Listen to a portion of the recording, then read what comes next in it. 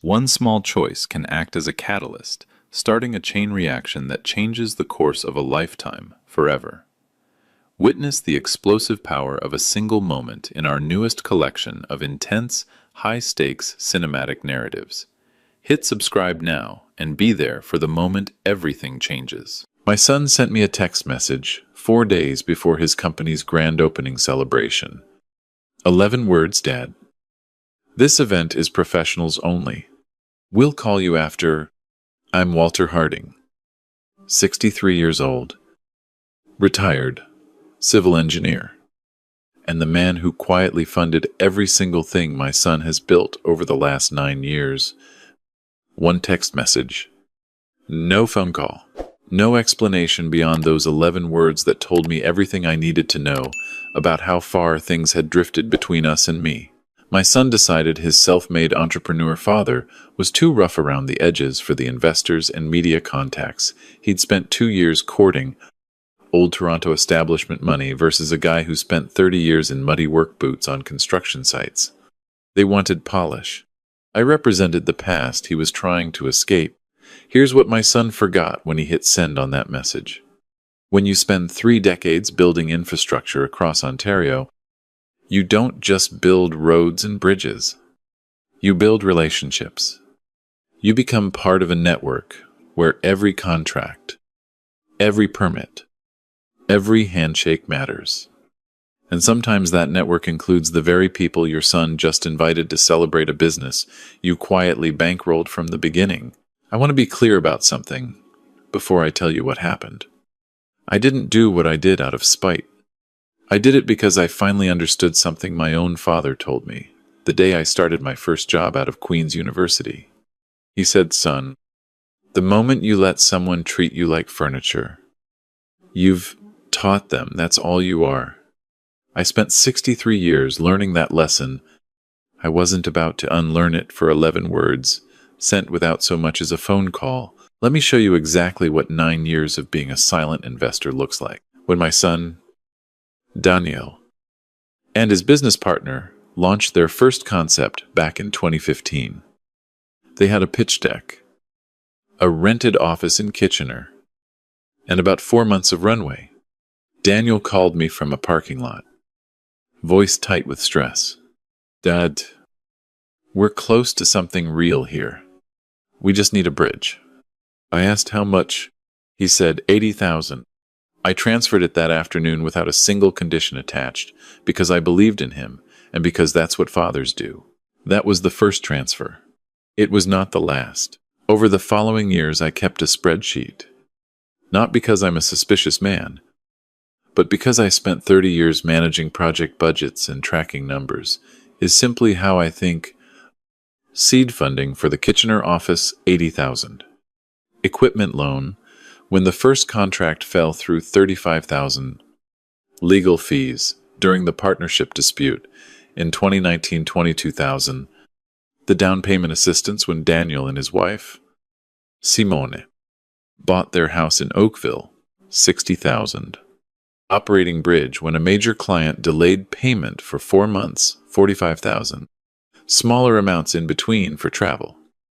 Conferences, software licenses. The kind of expenses that don't feel significant in the moment but accumulate quietly like snowfall. Total. As of last January, $412,000. I have every transfer record. What I didn't record was the gradual shift in how my son spoke to me. "Thanks." Dad evolved into, "I'll pay you back when we scale," which eventually became just a summary of what had already been decided. The conversations changed too. Early on, he'd call to think things through, to get my read on a situation. Somewhere around year 5, that stopped. I'd hear about major decisions after they were made. New contracts, new hires, new office space. I was informed, not consulted. I noticed it clearly at a family dinner last Christmas. Daniel spent most of the evening on his phone, and when I mentioned a concern I had about the company's expansion pace, he looked at me with that particular patience people reserve for someone they've decided doesn't quite understand. Dad, the landscape has changed. This isn't civil engineering. I smiled and let it go, because that's what I'd always done. The real shift happened when Daniel's business partner, a man named Craig, brought in a group of outside investors earlier this year. Suddenly there were people around my son who wore expensive watches and talked about optics and brand positioning. I met them once, briefly, at a dinner Daniel hosted. One of them, a man from an old Rosedale family whose grandfather had made the money, and whose father had multiplied it, shook my hand and then spent the rest of the evening not quite looking at me. I wasn't rude. I wasn't loud. I asked reasonable questions about their growth strategy. On the drive home, Daniel was quiet. I asked if something was wrong. He said, "Dad, these people have a certain way. They do things. It's not personal." That sentence stayed with me for weeks. 3 weeks before the grand opening, Daniel called to discuss the event. He was excited, describing the venue, the guest list, the media contacts who'd confirmed. I asked if he needed anything from me. He said, "Actually, Dad, we were hoping you could handle the insurance rider for the venue. Our events coordinator flagged it." I said I'd look into it. I found a policy, arranged the paperwork, paid the premium, $1,400. I didn't mention it again. Then came the text. "Dad, this event is professionals only. We'll call you after." I read it sitting at my kitchen table in Hamilton with my morning coffee going cold. I read it 3 times. Professionals only. I had spent 30 years as a licensed professional engineer. I had managed projects worth tens of millions of dollars. I had employed hundreds of people. I had funded a significant portion of the business that was now apparently too professional for me to attend. I called my son. Voicemail. I texted back, "We should talk before the event." His reply came 2 hours later. "Dad, I know you're probably upset, but this is a business decision, not personal. I promise we'll do a family dinner after." A family dinner after. A consolation dinner in place of the opening night of a company I had quietly sustained for nearly a decade. My retired colleague and closest friend, a man named Roy, stopped by that afternoon and found me sitting in my workshop, not actually working on anything. Roy spent 35 years as a project manager for the city of Hamilton. He is the kind of man who can read a room without being told what's in it. He looked at me, looked at the untouched workbench, and sat down on the stool by the door. I showed him the text. He was quiet for a long moment. Then he said, "What's your position here?" Walt meaning legally, financially, structurally. What do you actually control? I told him I'd been a silent supporter with no formal agreements. Just transfers. Roy shook his head slowly, not judging me, just taking stock. He said, "So you're a patron, not a partner?" I said that was about right. He said, "And the venue for this event, do you know anything about it?" I did. As it happened, the venue Daniel had chosen for the grand opening was a restored heritage building in downtown Hamilton called the Barton Room. I knew it well. I knew it because 18 months earlier the owners had reached out to me through a mutual contact in the construction industry. They were undertaking a significant renovation and needed an engineer to review the structural assessment before the city would approve the occupancy permit. I had done that review. I had written the report that allowed them to open. The owner, a woman named Patricia, had sent me a bottle of scotch and a handwritten note. We'd had lunch twice since then. I knew her well enough to call, without it being strange. Roy watched me think through this. He said, "I'm not telling you what to do, but I'd want to understand the full landscape before I made any decisions." That night I made a list, not of grievances, a list of the actual structural reality of my son's business, and this event, the venue, Patricia, who owed me a professional favor, and more importantly, trusted my judgment. The catering company, I recognized the name from a city infrastructure gala I'd organized 3 years ago. Their sales director had been trying to get a meeting with my former firm's events coordinator ever since, and I still had that contact. The audio-visual company, their lead technician, was the younger brother of a man I'd mentored through his engineering certification. I wasn't the irrelevant retired father. My son had texted into the cheap seats. I was, quietly, woven into the fabric of the city his business operated in. I called my son again the following morning.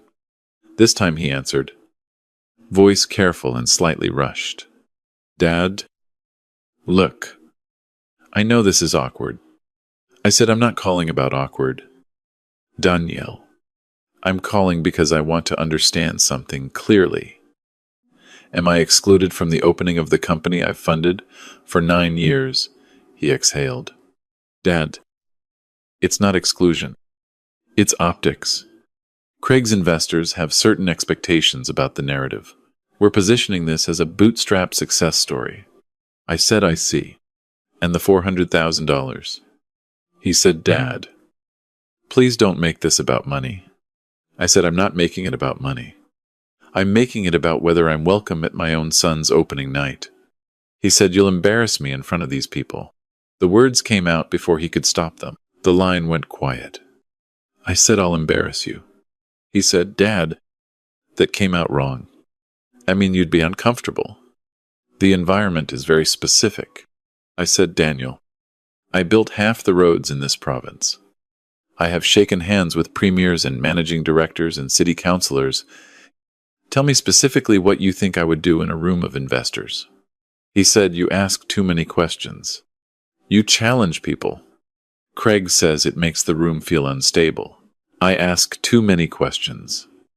I had spent 30 years in a profession where asking the right questions was the difference between a bridge standing and a bridge failing. My son had decided this was a liability. I said, I'm going to ask you once. Clearly. Am I invited to your grand opening? He said, Dad. I'll send you the live stream link. We're recording the whole thing professionally. I hung up. Roy was right. I needed to understand the full landscape. I spent that evening making calls. Not threatening calls. Professional calls. The kind I'd been making for 30 years. I called Patricia at the Barton Room. She was warm, as she always is. She asked if I was coming to the Harding Boys event, said she'd recognized the name on the booking. I said I'd actually been meaning to discuss that with her. I told her what had happened. Not dramatically, just the facts. Patricia was quiet for a moment, and then she said, Walter, in 20 years of running event spaces, I have never once had a situation where the person who financially backed an event was not on the guest list. I told her. I understood she was in a difficult position. She said, I'm not in a difficult position. You are. What do you need from me? I told her I wasn't sure yet. I said I'd be back to her by Thursday. I called the catering company the next morning and asked to speak with the sales director, a man named Marcus. I reminded him of how we'd met, and he was instantly friendly. I asked about the Harding event booking. He confirmed they had it. I said, Marcus, I want to ask you something in confidence. If the primary financial backer of an event was not invited to attend, would that change anything about your relationship with that booking? He said, honestly, Walter, that would be a first for us. We do our due diligence on events. That's a real concern. By Wednesday evening, I had a complete picture. Not a plan for revenge. A picture of reality. My son had built his opening night on a foundation of relationships that ran, in several cases, directly through me. He didn't know it. He'd never thought to ask because he'd stopped thinking of me as someone with a professional life that extended beyond writing checks. My former colleague's son, Jamie, was running the AV setup. I'd written a reference letter for his apprenticeship application 8 years ago. I texted him Wednesday afternoon. He called me back within the hour. said he'd heard something about my situation through the industry grapevine and felt terrible. Thursday morning, I called Daniel one final time. He answered on the second ring, voice already defensive. I said, I'm not calling to argue. I want to ask you one question and I want a straight answer. He said, okay. I said, knowing everything you know, do you want your father at your grand opening or not? He was quiet for 10 seconds. Then, Dad, Craig's investors have already been told a certain story. Having you there complicates the narrative. I said, I see. And if I decide I'm not comfortable funding an event, I'm banned from attending, he said, Dad. You're not on any of the contracts. There's nothing to fund. I said, you're right. I'm not on the contracts. But I am the reason several of your vendors agreed to work with you at their best rates. And I think you might find the next few days illuminating. He said, are you threatening me? I said, I'm being precise. You told me this event was professionals only. I'm behaving professionally. I'll speak to you after Thursday. I called Patricia. I told her I had made my decision. I said, I'm not asking you to cancel anything. I'm asking you to enforce the standard insurance requirements for the event. The ones that require the policy guarantor to be present or to formally transfer liability. She said, Walter, the policy you arranged lists you as the responsible party without your formal sign-off on the night. I'd have to pause the event until we sort out the coverage. I said, I understand that creates a complication. She said it does. I'll need to notify the booking coordinator by end of business Friday. I called Marcus. I told him I'd be withdrawing my implicit endorsement of the booking and would be formally notifying their accounts team that my future referrals would depend on how this situation was handled. Marcus said he understood and that, in any case, he'd been reviewing the booking and had a few questions about the deposit structure that might need resolution before event day. I sent Jamie a text. I said, just want you to know. You don't owe me anything here. Handle your business the way you see fit. He replied, I'm actually double booked that weekend. I just realized it this morning. I'm really sorry. By Friday afternoon, 3 of Daniel's key vendors had issues. Daniel called at 6 o'clock Friday evening. Dad, what did you do? I said. I enforced some professional standards. He said Patricia called Craig. She said there's a problem with the insurance coverage. The caterer is asking about the deposit paperwork. The AV company canceled. Dad, the event is in 5 days. I said, I know when the event is. Danielle, I've known about it since you sent me 11 words telling me I wasn't welcome. He said, this is insane. You're destroying something I built. I said I didn't build anything. I funded something that you built. And I did it because I'm your father.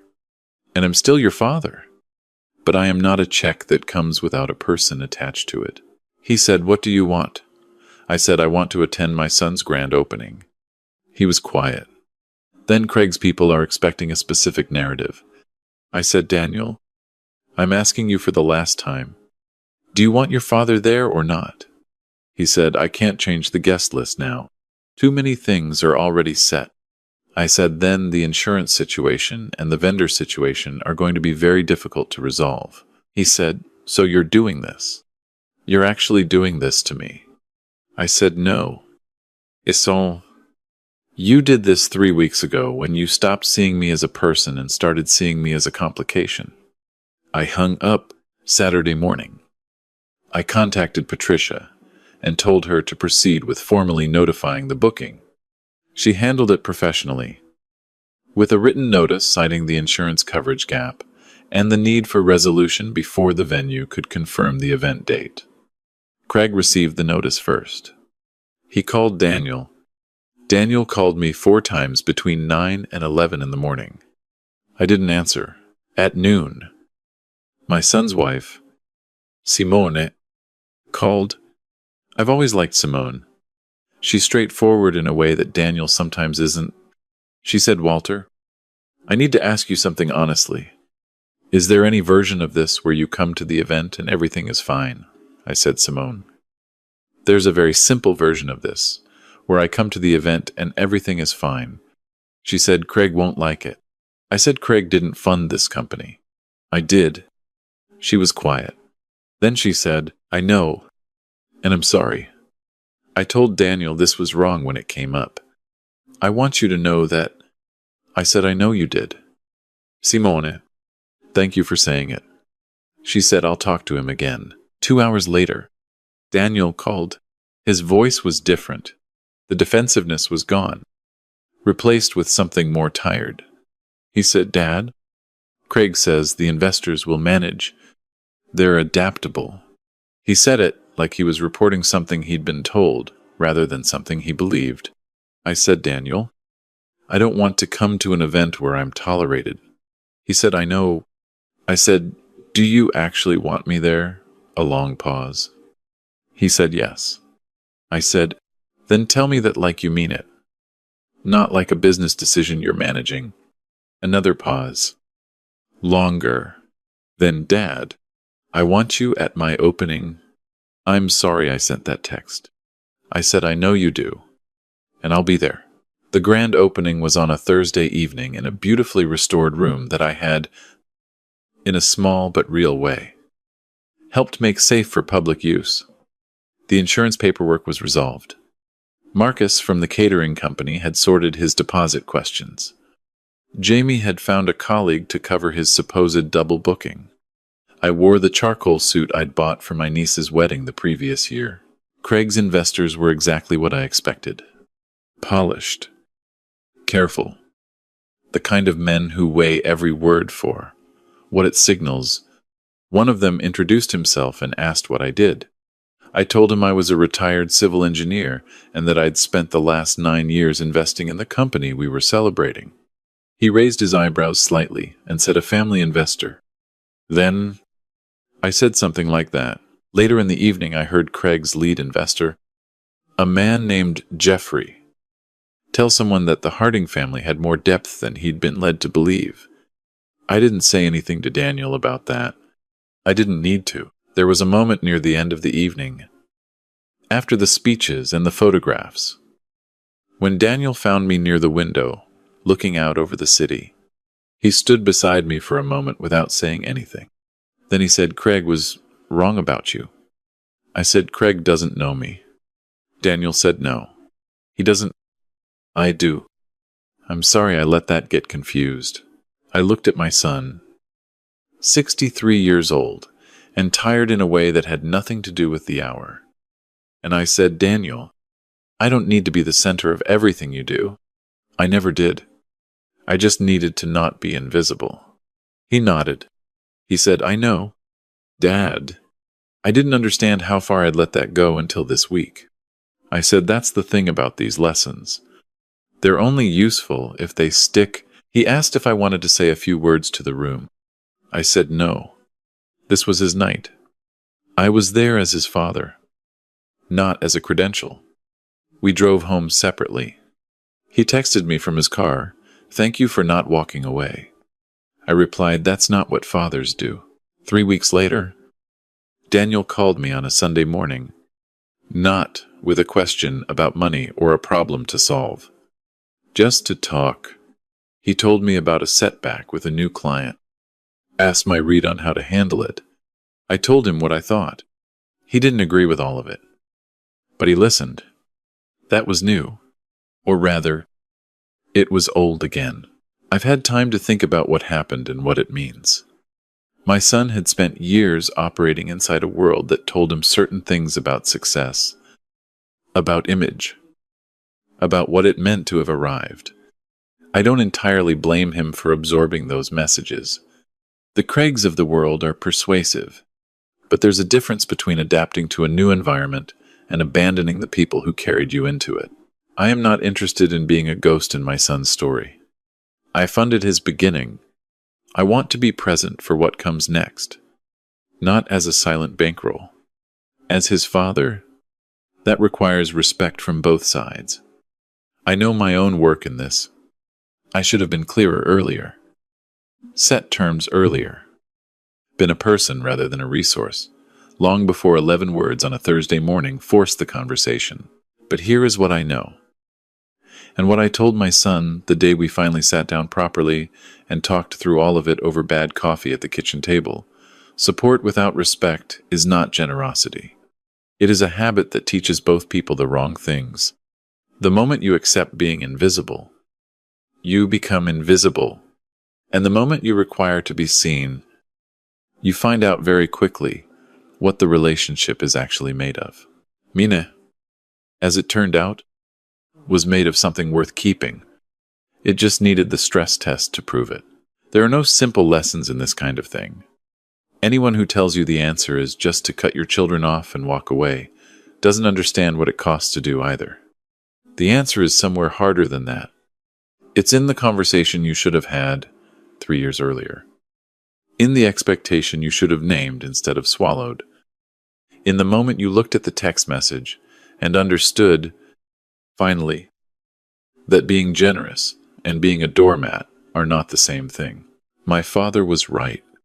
The moment you let someone treat you like furniture, you've taught them that's all you are. I spent one very difficult week refusing to be furniture. It turned out to be one of the most important things I've done,